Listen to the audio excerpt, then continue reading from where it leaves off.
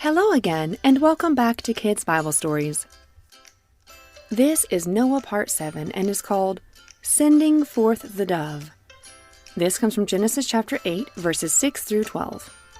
Today's episode is made possible thanks to the generosity from Natalia, who says her 3 kids listen every night and love it.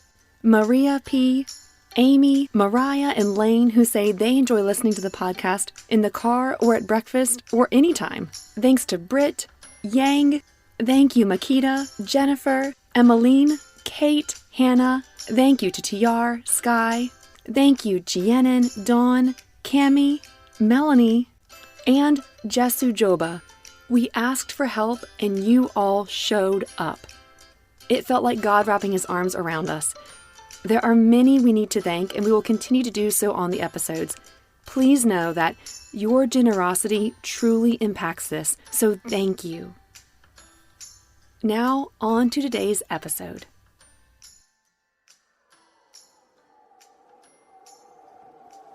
Last time, we heard how God sent a wind, and the water level began to fall. Down, down, down. The ark came to rest on ground. Shout it out if you remember where the ark landed. On a mountain. Yes. But what's next for Noah, his family, and all the animals aboard? We pick up our story here. After months on the ark, the rain had stopped. And now it was time for Noah to see if the waters had gone down. Remember, the ark came to rest on the mountain, meaning it was kind of stuck there. But it must have still been surrounded with water. Otherwise, Noah probably would have just gotten out and began his life on dry ground. But he didn't, so we can assume there was still a lot of water. And so Noah devised a plan. After 40 days, Noah opened a window he had made in the ark. He decided to send one of the passengers on the ark to check things out. Do you know who he sent? A dolphin. Thanks for sharing. He sent out a raven. Why do you think Noah chose a raven instead of a stork or maybe a duck? Good thoughts. Well, ravens are strong flyers and can cover great distances. Noah probably thought the raven would find land quickly. I wonder what he might have said as he sent out that beautiful black bird. Shem, my son, it's time to send out our first scout, a raven. We need to find out if the water has gone down. Father, do you think the rain's dry now? Indeed, Shem. The raven is strong and can fly far. It will help us understand what lies beyond the ark. But remember, don't lose sight of the bird. We need to observe its flight and see if it finds a place to land. Off you go, little one. Be our messenger. And please, bring back good news. But do you think the raven will find dry land soon? I trust that God will guide it to a safe place. The raven's journey will give us insight into the world outside this ark. Let's just watch and wait. Look, Father, the raven is disappearing into the horizon. I hope it finds good news. It's in God's hands now, Shem. We must be patient and have faith that the raven will fulfill its mission. Come, let's pray for a safe and successful journey. The raven flew back and forth, its strong wings covering great distances. The raven probably enjoyed freedom of the open sky, but it did not find a place to rest.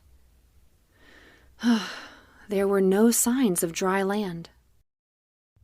Ah, the raven, it's coming back. Oh, well, welcome, my friend. What news do you bring from the outside? Noah said, smiling at the raven. No. Well, thank you for flying and for searching for us. But it seems you have no news of land. Perhaps the waters are still too vast for you to find a place to rest. Time passed, and Noah was ready to send out another bird to check for land. Did he use the raven again? Nope. That's right. He went with a totally different flying friend. He chose a dove. But before we get into the dove's flight, let's consider what might have happened on the ark after the raven brought back his news, and they waited and waited to send out the dove. Picture the ark, still sitting on the mountain's edge. Noah's family taking care of the animals and working hard to keep the ark in shape. Maybe they had moments of uncertainty, wondering when could they finally step onto dry land. What do you think the animals might have been doing while they waited? Perhaps the elephants played games with their trunks. The birds sang joyful tunes as they asked the raven the details of what he saw out there. I wonder if they did things like this while they waited. Okay, now back to our dove friend. Then Noah sent out a dove to see if the water had receded from the surface of the ground. But the dove could find nowhere to perch because there was water over all the surface of the earth. So it returned to Noah in the ark.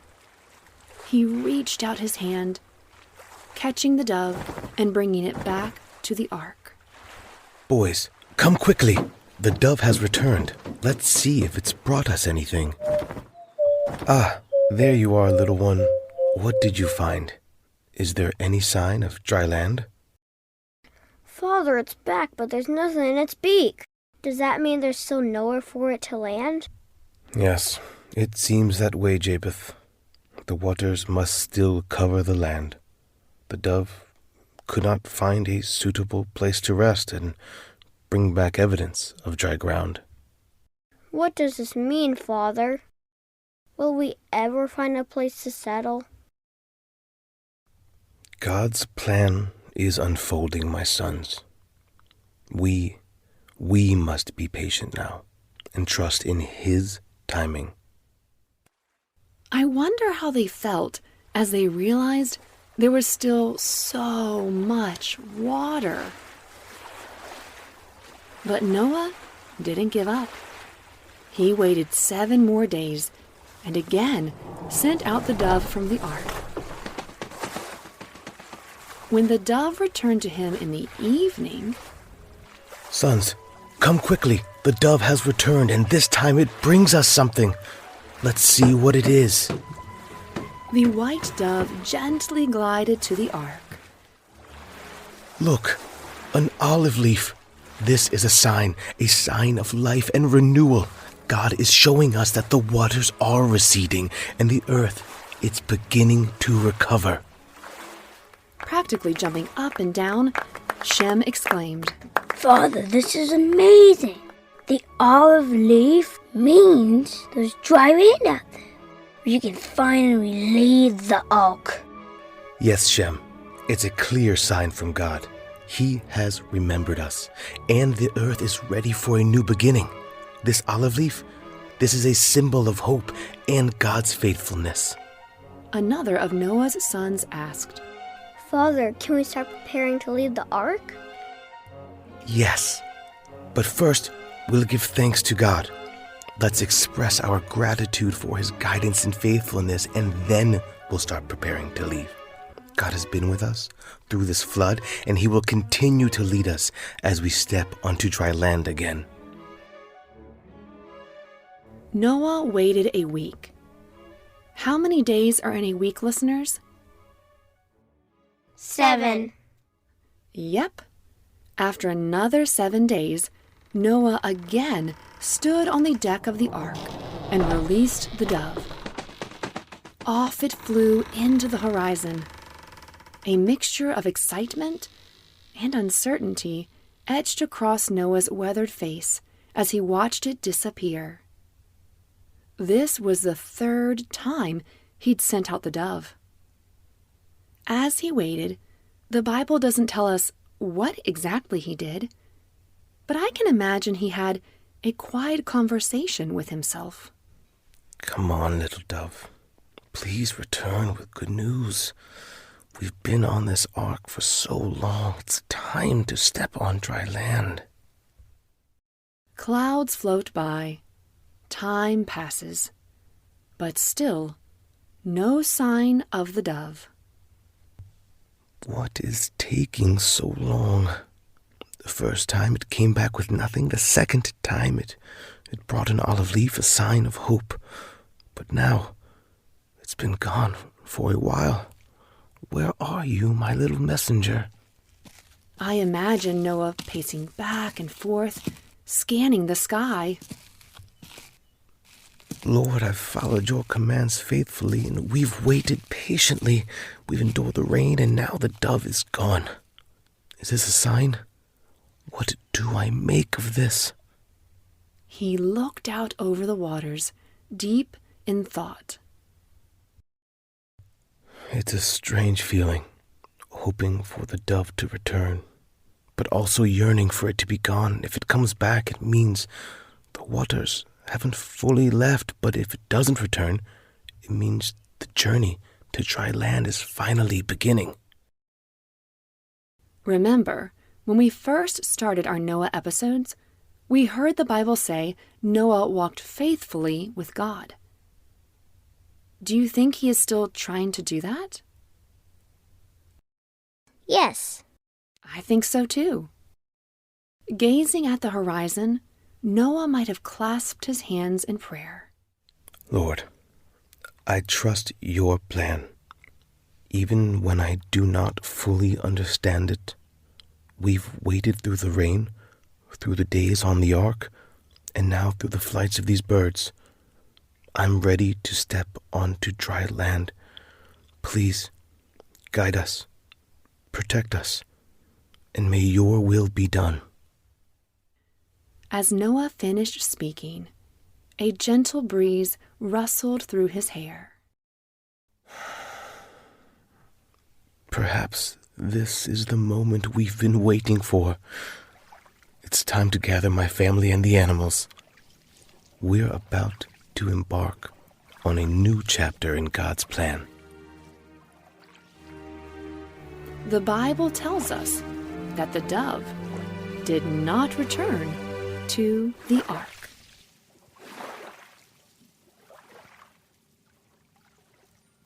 Well, that is it for our story today. But before we go, let's think about what we just heard. What kind of bird did Noah send out first? Raven. That's right. Then he waited and sent out what kind of bird next? Dove. Great. What are some things a bird could bring back to show that they had seen dry land? Like a flower. Thanks for sharing. Did either bird come back right away with a good sign? No. That's right, they didn't. Noah faced challenges and uncertainties just like we do. He sent out a raven and then a dove, eagerly awaiting signs of dry land. But it didn't happen right away. Sometimes, even when we're following God's plan, the results we expect might not come as quickly as we hope.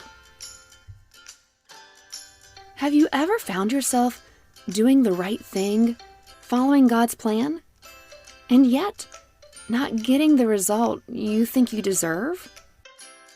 For us, it might look like doing the right thing, like being kind to someone, yet you don't get the result you feel you deserve. They weren't kind back, not even a little. If you want, press pause and talk with your parents about a time you felt this way. It's like sending out the dove and waiting for that olive leaf, but not seeing it right away. It's during these times that we need to remember that God always hears and sees us. Just like Noah, who remained faithful and steadfast, we too need to trust in the Lord's timing.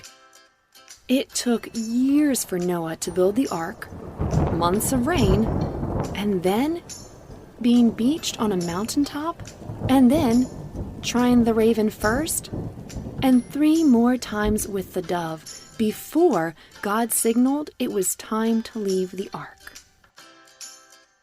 So, dear friends, if you find yourself in a season of waiting, remember Noah's story. Even when you're doing everything right, the results may not come as quickly as you would like. But know this, God is with you every step of the way. He sees your efforts, hears your prayers, and knows the desires of your heart. So remain faithful and steadfast in following the Lord's will. Just like Noah, who trusted in God's plan, let's trust that God is working behind the scenes, preparing something wonderful for us. And in the waiting, I pray that you find strength, hope, and the assurance that God's timing is perfect. Well, that is it for today. Remember, we also have fun bonus content for these, and by enjoying them, you are also supporting the podcast. Go to kbspodcast.com, click bonus content, and check it out.